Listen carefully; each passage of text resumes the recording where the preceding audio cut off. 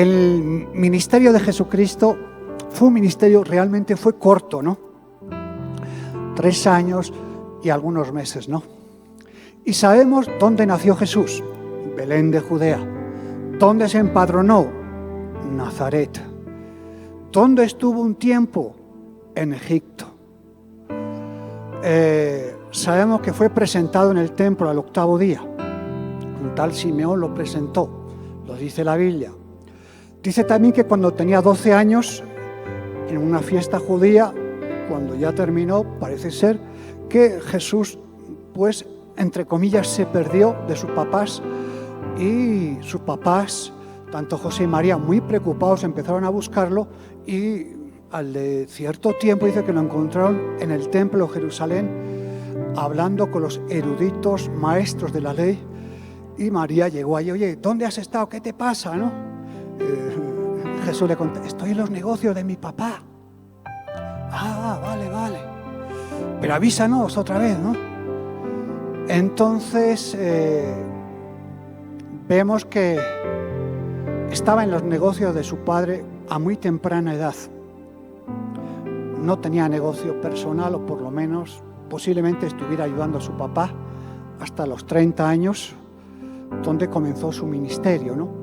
Estuvo bajo la autoridad posiblemente de su papá, de su mamá, aprendiendo sujeción, aprendiendo el anonimato. O sea, muchas veces hay que aprender en el silencio, en el anonimato, donde no te ve la gente, pero sigues aprendiendo. Y se presenta públicamente, pues, a los 30 años. Vemos que los 4 evangelios es un poco la biografía de Jesús. Y no se escribió toda la vida de Jesús en los 4 evangelios. Incluso Juan ya lo aclara, cuidado. No. Vemos que Jesús hizo muchos milagros más que los que aparecen en la Biblia. Hizo muchas más sanidades que los que aparecen en la palabra de Dios, las que nosotros las recogemos. Y Juan ya lo dice, ¿no? Que si tendríamos que escribir todos los milagros, sanidades y todas las cosas que hizo Jesucristo, no habría libros para poder contarlo, como diciendo, el volumen fue muy grande. Pero los milagros, las sanidades, el testimonio, la enseñanza que dio Jesús, lo que tenemos en la Biblia es más que suficiente. ¿Para qué que tenemos mucho si luego no hacemos nada? Si con lo que tenemos a veces ni siquiera lo aplicamos, imagínate si contara Jesús todo lo que hizo.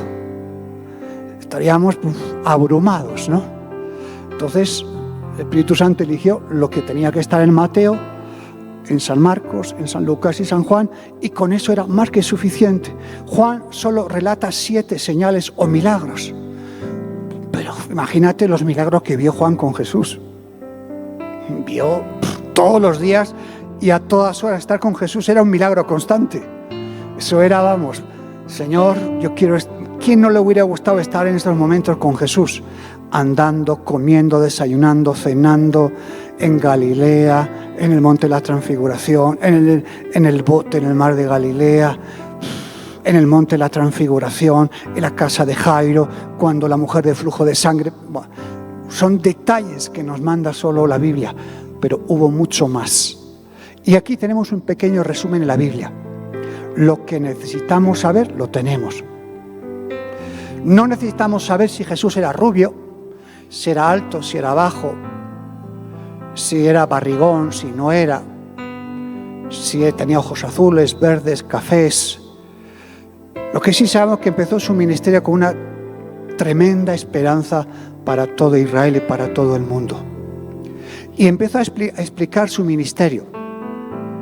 Y Mateo 5, 6 y 7 es como la constitución del reino de los cielos. Por ahí empieza todo, la Biblia, del nuevo pacto. Tienes que leerte, yo te aconsejo esta semana, Mateo 5, todo el capítulo, Mateo 6 y Mateo 7, porque eso es el comienzo de cómo va a desarrollar Jesús el ministerio mucho más adelante. Si eso no lo entiendes bien, lo que viene delante te vas a perder. Entonces, ahí nos enseña cómo debe vivir un creyente, un discípulo de Cristo. y nuestro estilo de vida como era antes y después de conocer al Señor. Y ahora conocemos al Señor, pues en algunas actitudes hemos mejorado, en algunas costumbres hemos cambiado, algunas tradiciones hemos visto que no eran de Dios las que hacíamos, hemos cambiado incluso ciertos hábitos, la forma de hablar, de vestirte, en algunos casos, obviamente no en todos, y cómo orar incluso, cómo comportarte. Entonces vemos que las bienaventuranzas, y de ahí para adelante, ahí nos muestra cómo es el carácter de Cristo y cómo debe ser nuestro carácter y cuál es la enseñanza, ¿no? Todo empezó en un pequeño monte, cerca del mar de Galilea, al norte de Israel. Y Jesús termina su ministerio también en otro monte, en el monte de los Olivos. Jesús empieza el ministerio en un monte, el monte de las bienaventuranzas, y termina su ministerio en el monte de los Olivos. Fíjate qué casualidad, dirá uno, ¿no? Es que en la Biblia no hay casualidades. Los montes son lugares de autoridad, de principados, de autoridad. Los chamanes lo saben muy bien, por eso van a los montes. Hacen pactos, conjuros, ofrendas, porque saben la autoridad espiritual que tiene ese monte referente al valle. Pero muchos cristianos no se dan cuenta que el mundo espiritual es mucho más importante que el mundo natural. Si no cambiamos el mundo espiritual, nunca vamos a cambiar el mundo natural, porque no tenemos autoridad, fuerza. Entonces, los chamanes, el reino de las tinieblas, conoce todo eso. Está más preparado, es más activo, acciona mejor, está con ganas de hacer. En cambio, el creyente está más acomodado, a ver cómo va a comer, cómo va a pagar su factura, qué va a vestir, cómo está su abuela, cómo no está esto, cómo está aquello. O sea, sus preocupaciones son siempre muy naturales, supernaturales. Entonces el reino de las tinieblas conoce la tibieza. Entonces ellos vamos a los montes a atarlos, a contaminarlos, para que estén bajoneados, desanimados, desalentados, para que estén tibios, que se dediquen mucho a trabajar, a ganar dinero, la ropa y los alimentos, como los gentiles, pero que el reino espiritual no se metan, para que estén ahí tranquilos, bien religiosos, bien tranquilos, buscando como los gentiles y las gallinas la comida por el suelo, ¿no? Pero que no levanten la cabeza y se den cuenta, porque si se dan cuenta nos van a hacer una guerra muy importante y podemos perderla. Entonces empieza su ministerio con una enseñanza y termina con otra enseñanza. Esto comienza cuando 4 discípulos le hacen una pregunta a Jesucristo. Están en el templo de Jerusalén y dicen: Señor, qué hermoso el templo de Jerusalén, qué hermosura, Salomón, como Dios lo bendijo haciendo este templo.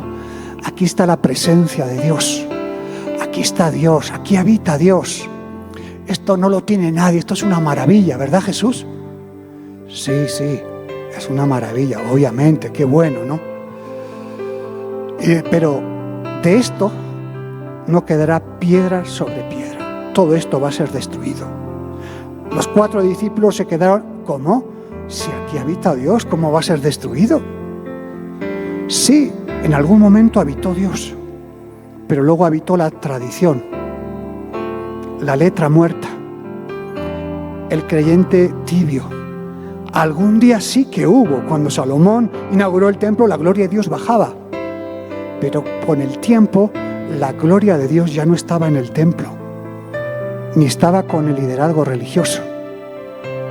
Dios estaba tan contristado que ya no hacía nada en el templo. Era ritos, sacrificios, esto, lo otro. El sumo sacerdote entraba una vez al año, la Pascua judía, el Pentecostés, el Shavuot, tabernáculo, Sukkot, pum, y se hizo toda una rutina.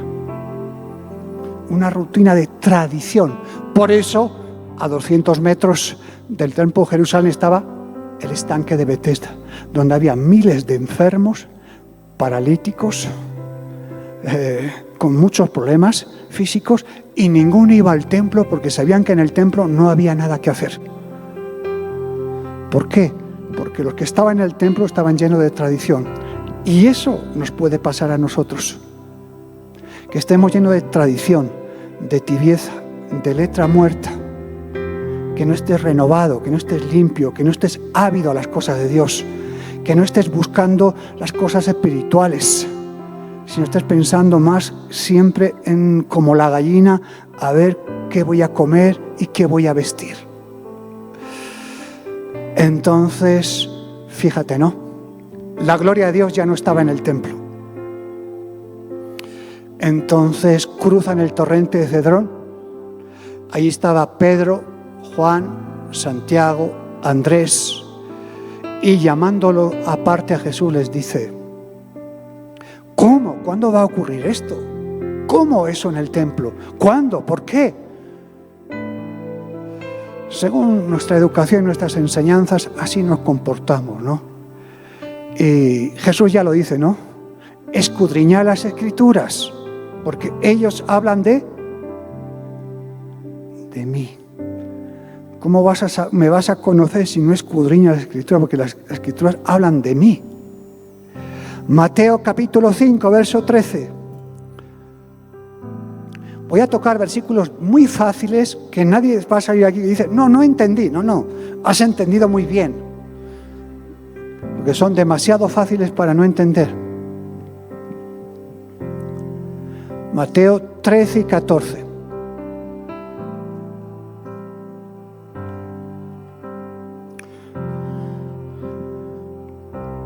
Dice la palabra de Dios: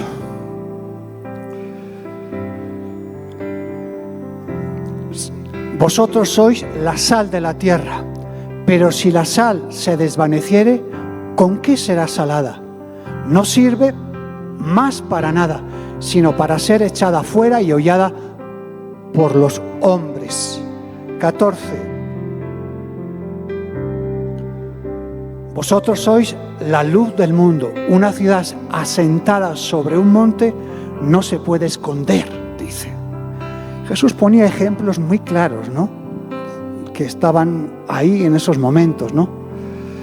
Y vemos claramente que Jesús, pues eso, ¿no? Ponía dos ejemplos muy claros.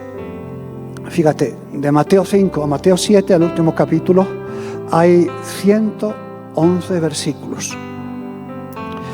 Y encontramos el estilo de vida que tenía Jesucristo.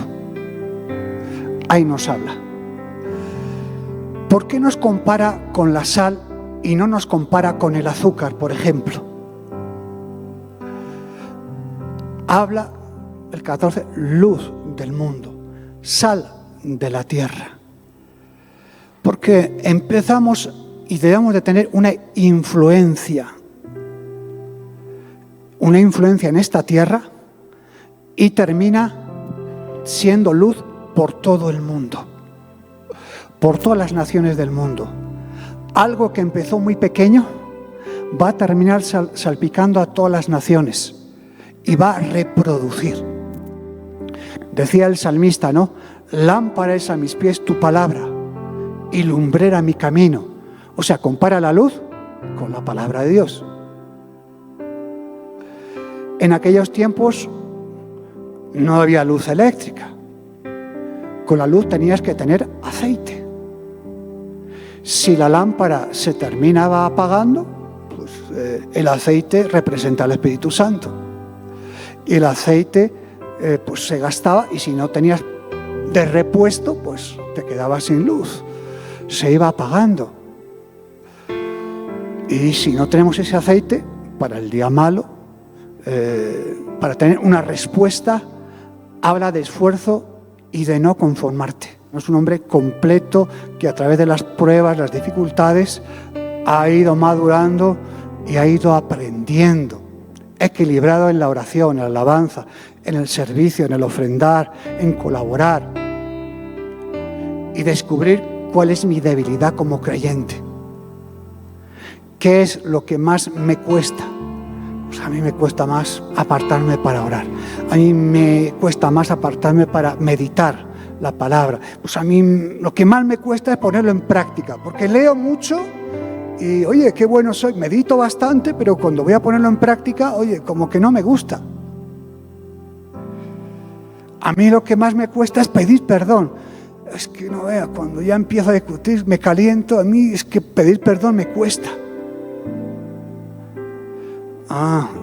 Todos tenemos alguna debilidad como creyentes. Entonces yo como creyente y usted como creyente tengo que descubrir esas debilidades, anotarlas y empezar y delante de Dios, Señor, necesito tu ayuda en estas áreas que me cuesta horrores. Sé que lo tengo que hacer, pero me cuesta. Y no soy capaz de romper todo eso.